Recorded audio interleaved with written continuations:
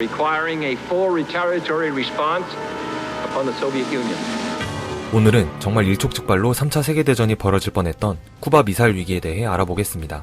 자칫 전 세계가 위험에 처하는 핵전쟁으로 커질 뻔했던 이 사건은 2차 대전이 끝난 직후 미국과 소련의 총성 없는 전쟁, 냉전 시기에서부터 시작됩니다. 사실 이 둘은 2차 대전 때까지만 해도 서로 연합하며 독일을 패망으로 이끌게 했던 동맹관계였습니다. 전쟁이 끝난 후 이들은 패전국인 독일을 어떻게 나누고 관리할 것인지 의견을 나누기 시작했는데, 그렇게 1945년 미국, 영국, 소련 세 나라가 모여 독일 분할 점령을 구체화하기 시작했습니다. 독일을 분할 점령할 수 있는 우선권은 당연히 승전국인 연합국에 있었기 때문에 독일 영토는 미국, 영국, 프랑스, 소련 이렇게 4개국이 나누어 통치하기로 결정되었습니다. 하지만 미국과 소련의 긴장된 냉전 시기는 여기서부터 시작되었습니다. 이들은 독일을 분할하여 통치하기로 결정했지만 사실 속으로는 각각 자신들의 의도를 품고 있었습니다. 소련은 동유럽의 나라들과 손을 잡아 사회주의 국가를 만들 것이라는 계획, 반대로 미국은 망가진 유럽을 도와 자유주의 국가를 이끌어 나갈 것이라는 계획이었죠. 그렇게 독일 영토를 시작으로 자유주의와 사회주의의 힘겨루기는 시작되었습니다. 여기에 6.25 전쟁, 베트남 전쟁 등 간접적으로 자유주의와 사회주의의 대립이 계속되면서 세계는 두 편으로 나뉘어졌습니다.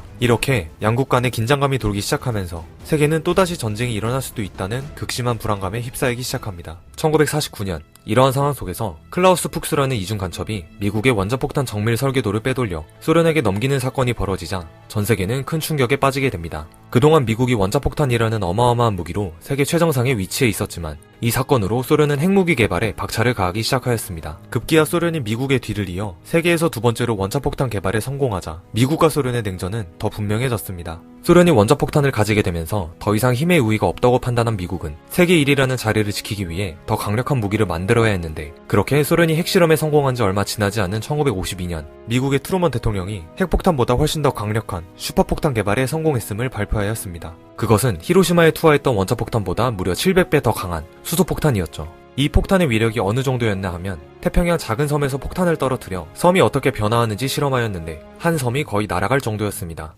그 이후로 계속해서 더 강력한 폭탄을 만들기 위한 소련과 미국의 경쟁은 계속되었고, 급기야 위력이 15메가톤에 달하는 히로시마 원자폭탄의 1000배의 힘을 가진 폭탄에까지 이르렀습니다. 그리고 이때 제3차 세계대전의 위기로 몰아넣은 쿠바 위기 사건이 터지면서 미국과 소련의 갈등은 최고조에 이르게 됩니다. 우선 쿠바라는 나라를 먼저 보겠습니다. 미국 옆에 있는 작은 섬나라 쿠바는 1889년부터 미국의 통치를 받던 민주주의 국가였는데 27살의 당돌한 청년 한 명으로 인해 많은 것이 바뀌게 된 나라입니다. 피델 카스트로라는 이 청년은 82명의 무장 게릴라를 이끌고 미국의 세력을 밀어내기 시작했는데, 그렇게 카스트로가 사회주의적 성격의 혁명을 이끌어감으로써 쿠바는 아메리카의 유일한 사회주의 국가로 탄생한 것이죠. 이러한 사건 때문에 쿠바는 미국에서 엎어지면 코가 닿을 정말 가까운 거리에 있지만 둘의 사이는 썩 좋지 않았습니다. 다시 본론으로 돌아와 냉전이 계속되면서 미국은 소련을 견제하기 위해 터키와 이탈리아에 미사일을 배치하여 모스크바를 사거리 안에 두고 있었습니다. 반면 소련의 핵 전력 수준으로는 미국을 무력화시킬 수 없었고, 거리상 소련의 중단거리 탄도미사일로는 미국 본토 타격이 불가능한 상태였습니다. 이러한 상황에서 소련은 미국의 위협에 밀리지 않을 최적의 장소를 찾게 되는데, 그곳이 바로 쿠바였습니다. 미국 바로 옆에 있는 쿠바는 소련의 치명적인 핵전력 열세를 일거에 평행 상태로 바꿀 수 있는 신의 한 수였습니다. 이미 대량 생산된 중거리 탄도를 쿠바에 배치해 미국에 대한 추가적 공격 수단을 가질 수 있는 매력적인 곳이었죠. 쿠바 입장에서는 소련으로부터 지원을 받을 수 있었기 때문에 양측의 이해관계가 맞아떨어지는 좋은 기회였습니다. 그렇게 소련과 쿠바 사이에는 긴밀한 비밀 연락이 오고 갔으며 소련은 쿠바를 지켜준다는 명목으로 쿠바에 무기를 설치하기 시작했습니다. 후에는 비밀리에 미국의 공격을 준비하는 공격용 미사일까지 설치하게 되죠.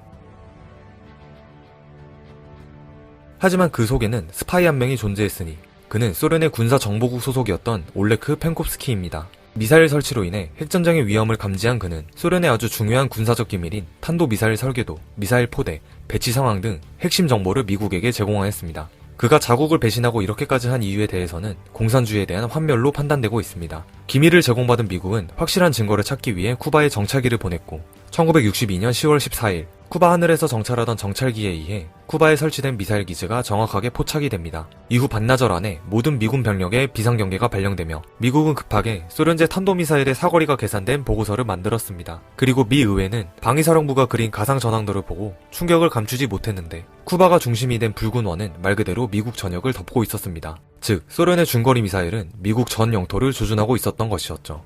만약 이곳에서 미사일을 쏘게 된다면 워싱턴 DC는 8분 안에 떨어지고 뉴욕을 포함한 미국의 핵심적인 지역들을 타격할 수 있었기 때문에 매우 위험한 상황이었습니다.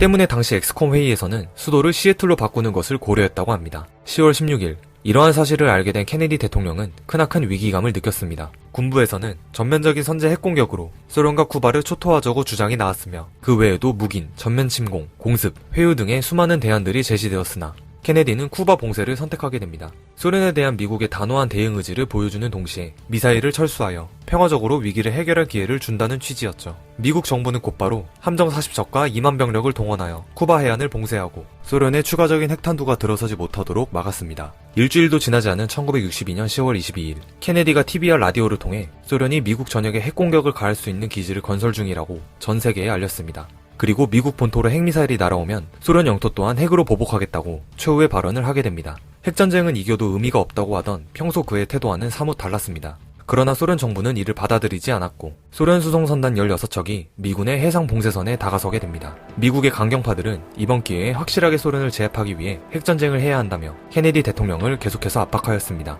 후에 평가하기로는 이때 케네디가 강경파의 주장에 휘둘렸다면 핵전쟁이 실제로 일어났을 것으로 판단하고 있죠. 미국과 소련이 대치하면서 비상사태가 선포되었고 동맹국을 포함해 전쟁을 본격적으로 준비하게 됩니다. 미국은 플로리다에 20만 명 이상의 군대를 파견하고 1만 4천여 명으로 편성된 24개의 공군 예비군 병력을 수송대까지 소집하였습니다.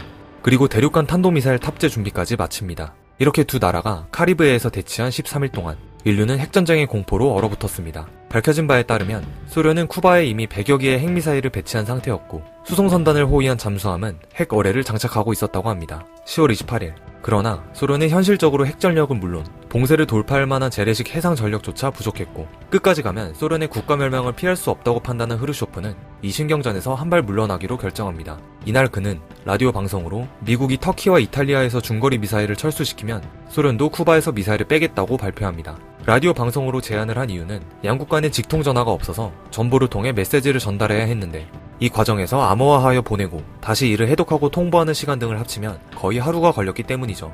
이후 케네디는 흐르쇼프와 비밀 협상을 통해 사태를 해결하였습니다. 미국은 소련의 요구를 받아들이며 소련 또한 쿠바의 핵미사일 기지를 폐쇄하기로 결정합니다. 쿠바 위기를 해소한 케네디와 흐르쇼프는 군축 협상을 시작하여 1963년 8월 지상 핵실험 정지 조약을 체결하였습니다. 쿠바 미사일 위기는 그야말로 실제로 핵전쟁의 위험과 그 위험을 극복하는 인간의 능력을 볼 수 있었던 사건이었습니다.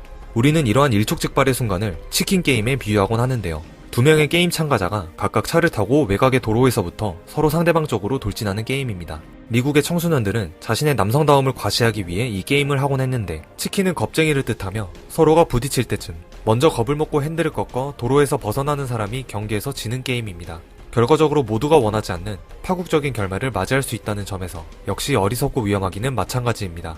결국 중요한 것은 치킨 게임에서 이기기 위한 수단을 찾는 것보다 함께 멸망하는 게임에서 벗어나 대화와 협상을 통한 상생의 길이 무엇인지를 찾는 것이 쿠바 미사일 위기 사건의 교훈이지 않을까 싶네요. 이 영상은 밀리의 서재의 지원을 받아 제작되었습니다. 영상의 내용은 유시민의 저서 거꾸로 있는 세계사를 참고하여 제작하였으며 도서에서는 쿠바 위기 외에도 수많은 세계사 주제를 흥미롭게 풀어내고 있습니다. 밀리의 서재에서는 이러한 세계사뿐만 아니라 연말 연초 시즌 트렌드 및 부동산, 오디오북, 베스트셀러 등 10만 권에 달하는 도서를 언제 어디서나 모바일, PC로 간편하게 담아내고 있습니다. 책을 구매하고 책장에 방치하는 일 없이 자유롭게 책을 담을 수 있으며 무엇보다 사기에는 망설여졌던 도서를 밀리의 서재를 통해 누릴 수 있는 것과 마음에 드는 구절이 있으면 형광펜으로 색칠, 메모도 가능했던 점이 개인적으로 좋았습니다. 다양한 책을 좋아하며 장소에 구애받지 않고 언제든 도서를 즐기고 싶은 분들에게 밀리의 서재를 강력 추천드립니다.